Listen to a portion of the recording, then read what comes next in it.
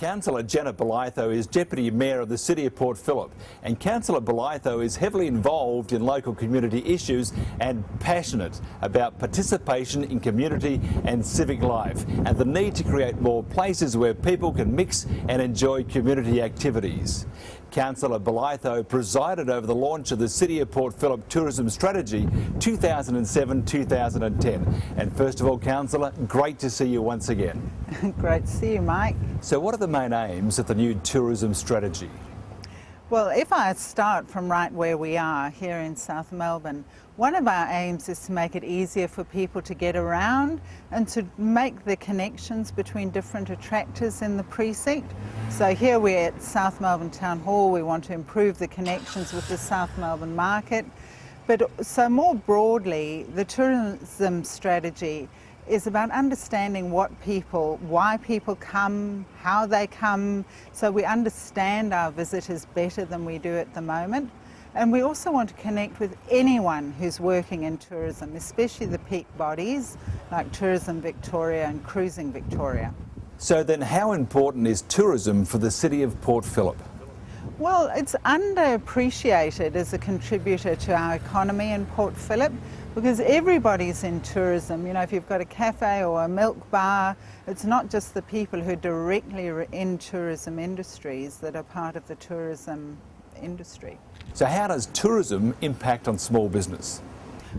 Well, here I'd like to speak about council's direct involvement. If we take Coventry Street in South Melbourne, for example, we're going to improve the connection between Clarendon Street and the market down Coventry Street. So even the physical works we do, like the footpaths, the benches, the signage, you know, this is all part of involving local businesses with the business of tourism. So you may have noticed some of the directional signage on Clarendon Street, which connects people, tells us it's 15 minutes to Southern Cross Station, 8 minutes to Albert Park Reserve, so people might think, oh, you know, well, I can make that connection. And so it's all about connecting all the strengths in the area with each other. What are some of the standouts with tourism, or some of the standout features that promote tourism in the City of Port Phillip? Well, I think where we are now in South Melbourne, the key in the South Melbourne precinct is our heritage buildings.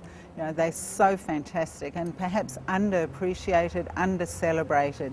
And so in this precinct, it's what's local and particular to this area, and here it's heritage.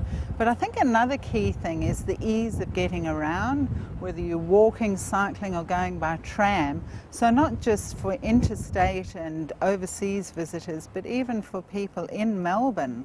There's so much to enjoy in Port Phillip. So we want to make it easier for people to participate in and enjoy the things that are going on right here. So what does the City of Port Phillip mean to you? Well, in the City of Port Phillip, I'm no different from any other person. My number one identification is where I live. And I come from Port Melbourne, but people feel equally as strongly about South Melbourne and St Kilda. And so we want to really build on the strengths of the differences between those areas and what they have to offer. And we want to encourage more people to move around Port Phillip and appreciate the advantages of each of the neighbourhoods. And then we've got Albert Park, Ripponlea, those smaller areas that people love just as much. You've been Mayor, now Deputy Mayor, Councillor, involved in the local community throughout the whole of the City of Port Phillip. So in one word only, how would you describe the City of Port Phillip? Lovely. And it's been lovely chatting with you too, Councillor Janet Bolitho. Thank you very much. Lovely to speak with you, Mike.